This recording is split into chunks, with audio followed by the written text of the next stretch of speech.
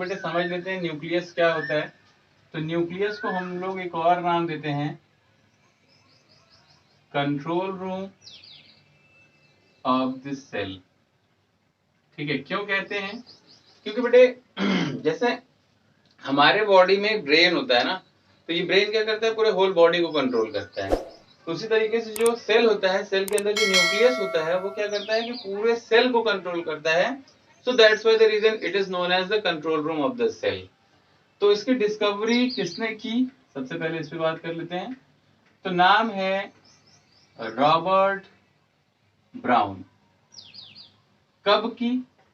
तो 1831 में की। ठीक है, इसके बाद बेटे हम इसमें और भी कुछ पॉइंट्स को समझ लेते हैं। जो ये न्यूक्लियस होता है ये डिपेंडिंग ऑन द सेल होता है, मतलब कुछ ऐसे भी सेल हैं जिसमें न्यूक्लियस एब्सेंट होते हैं। जैसे हम बात करें तो आरबीसी, ठीक है, रेड ब्लड सेल्स में क्या होता है कि आपका न्यूक्लियस जो होता है वो एब्सेंट होता है। और वहीं हम अगर बात करें अमीबा, ठीक है, या बहुत सारे ऐसे सेल्स आपको देखने को मिलेंगे जिसमें आप यूनिन्यूक्लिएट मतलब सिंगल न्यूक्लियस मिलेगा। वहीं बात करें पैरामीशियम, ठीक है, तो पैरामीशियम के केस में क्या होगा, ये बाई न्यूक्लिएट है बेटे, ठीक है, बाई न्यूक्लिएट है। और वहीं अगर हम बात करें प्लाज्मोडियम, किसका? प्लाज्मोडियम। प्लाज्मोडियम का क्या हो जाएगा, ये आपका हो जाएगा बेटे मल्टी न्यूक्लिएट। ठीक है, यहां तक बात क्लियर हो गई। अब इसके बाद हम आ जाते हैं इसके स्ट्रक्चर पे और इसके वन बाय वन फंक्शंस के ऊपर भी डिस्कस करेंगे। ठीक है, आपको न्यूक्लियस का स्ट्रक्चर बता देते हैं। ठीक है, तो आपको करना यही है कि सिंपली आप क्या करोगे, ये न्यूक्लियस जो होता है डबल मेम्ब्रेनस लेयर होता है, तो इसको डबल मेम्ब्रेन आप क्रिएट कर लोगे। और साथ ही साथ आप जो है एक स्मॉल पोर लाइक स्ट्रक्चर भी यहाँ पे आप ड्रॉप करते चलोगे। क्यों? क्योंकि यहाँ से ये एक्सचेंजेशन ऑफ मटेरियल करते हैं। अच्छा, ये पोर जो होगा वो कैसा होगा, तो ये पोर जो होगा बच्चा वो माइक्रोस्कोपिक पोर होगा। ये नहीं कि इतने बड़े बड़े पोर होंगे जितने आपको दिख रहे हैं, क्योंकि अगर इतने बड़े होंगे तो सारा मटेरियल बाहर निकल जाएगा। ठीक है, so that is known as what, nuclear membrane. ठीक है, इसके बाद आ जाओ, इसके अंदर फ्लूइड भी भरा होगा। ठीक है, तो जो ये फ्लूइड आपको दिख रहा है भरा हुआ, इस फ्लूइड को हम लोग नाम देते हैं बच्चा, यहाँ पे क्या नाम दे सकते हैं, न्यूक्लियो प्लाज्म। और आपको मालूम होगा कि इसके अंदर जो है एक स्फेरिकल लाइक स्ट्रक्चर और आपको देखने को मिलता है, कुछ ऐसा। ठीक है, इसके अंदर अलग से मटेरियल भरे रहते हैं। तो ये जो स्ट्रक्चर है स्फेरिकल लाइक, इसको बोलते हैं हम लोग न्यूक्लियोलस। ठीक है, और आपने यहाँ पे इस तरीके का भी स्ट्रक्चर आप सेल में देखे होंगे, और नहीं देखे हैं तो जरूर से देखिए। जिसको हम बोलते हैं क्या, क्रोमैटिन। अगर यही कंडेंस होगा तो बनाएगा क्रोमोसोम। ठीक है, स्टॉप बेटे। अब हम लोग इसके एक एक पार्ट को थोड़ा डिटेल में समझ लेते हैं कि काम क्या है। ठीक है, जैसे देखो सबसे पहला नाम आता है यहाँ पे आपको किसका, तो न्यूक्लियर मेम्ब्रेन का। न्यूक्लियर मेम्ब्रेन क्या है, तो outer, so what we have to giving the definition, then we have to say that very simple in words like that is the outer covering of nucleus that provide the protection to the nucleus from external injury, and you know very well it is made up of lipoprotein. Done, lipoprotein। ठीक है, इसके बाद आ जाओ, the fluid which are found inside the nucleus is called nucleoplasm. Now coming on the third one, here is the given the word nucleolus. So nucleolus is a small spherical like structure.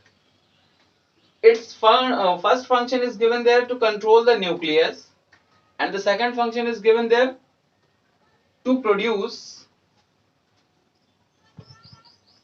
Ribosome. ठीक है, क्या produce करेगा? तो ribosome produce करेगा बेटे। ठीक है, बात समझ में आ रही है? इसके बाद आ जाओ, ये है आपका क्रोमेटिन। तो इस क्रोमेटिन को समझने के लिए पहले ये क्या होता है, थ्रेड लाइक जो स्ट्रक्चर आपको दिख रहा है, ये क्या हो गया आपका? क्रोमेटिन हो गया। क्या हो गया? तो क्रोमेटिन हो गया। अभी ये क्रोमेटिन क्या हो रहा है? कंडेंस हो गया। तो जब कंडेंस हो गया तो उसने क्या बना लिया? क्रोमोसोम बना लिया। ठीक है, तो कंडेंस होते ही क्या बनाया इसने? तो क्रोमोसोम बना लिया बेटे। और इस क्रोमोसोम का एक स्मॉल सेगमेंट जो होता है वो क्या होता है? डीएनए होता है। ठीक है, और डीएनए के अंदर क्या होगा? जीन होगा। जीन क्या कंटेन करता है? कैरेक्टर। क्या कंटेन करता है? कैरेक्टर। कैसे कैरेक्टर्स? जेनेटिकली कैरेक्टर्स मींस जो क्या होता है, वन जनरेशन से नेक्स्ट जनरेशन में ट्रांसमिट होता है, उस कैरेक्टर की हम बात कर रहे हैं। तो हम ये कहते हैं कि जो डीएनए है, जो क्रोमोसोम है, जो क्रोमैटिन है किसी भी एक कैरेक्टर को नेक्स्ट जनरेशन में ले जाने के लिए। तो ये कहां पे हो रहा है? ये न्यूक्लियस के अंदर हो रहा है। और अभी अभी हमने आपको इसके बारे में बताया था कि ये क्या है? That is the control room of the cell. क्या बोला हमने? तो control room of the cell. तो इसको हम समझने की भाषा में बोल सकते हैं that's just like as a grandfather. क्योंकि ग्रैंडफादर क्या करते हैं, जैसे कि पूरे घर को क्या करते हैं? कंट्रोल करते हैं। कंट्रोल मींस देख रेख करना। उसी तरीके से हमारे बॉडी के अंदर क्या होता है, हर एक सेल के पास जो है ग्रैंडफादर होते हैं, लाइक न्यूक्लियस। लेकिन ग्रैंडफादर को कौन कंट्रोल करता है? आंसर आएगा grand mother. That is the grand mother. ठीक है, न्यूक्लियस क्या है? वो ग्रैंड मदर है, जो क्या कर रही हैं? ग्रैंडफादर को कंट्रोल करती हैं। ठीक है, और इनका एक फेवरेट क्या बोल सकते हैं? बच्चा, राइबोसोम। ठीक है, क्योंकि इसका ये फॉर्मेशन करती है। ठीक है, सो ये तो हो गई बात न्यूक्लियस की।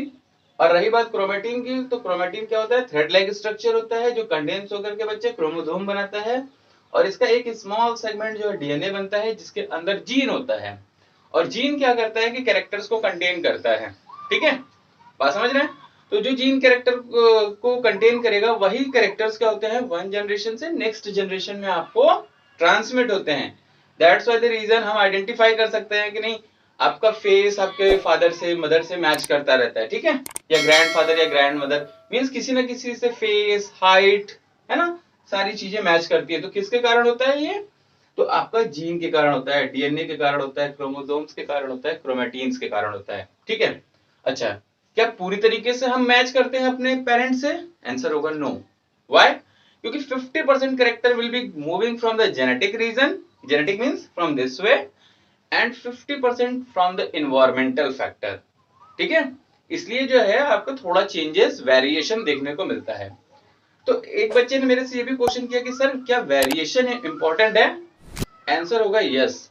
अगर वेरिएशन इंपॉर्टेंट नहीं होगा, तो जैसे अभी आज के डेट में हम इतने डेवलप हो चुके हैं ना, ह्यूमन बीइंग बन गए, और हमारे पूर्वज क्या है? अमीबा हैं, जो आज भी नाले में पड़े हुए हैं। तो हम अगर अपने आप को वेरिएट नहीं करते, तो आज के डेट में हम भी कहां होते? उसी नाले में पड़े होते। ठीक है, तो वेरिएशन इज मोस्ट इंपॉर्टेंट की फॉर द डेवलपमेंट। ठीक है, डन।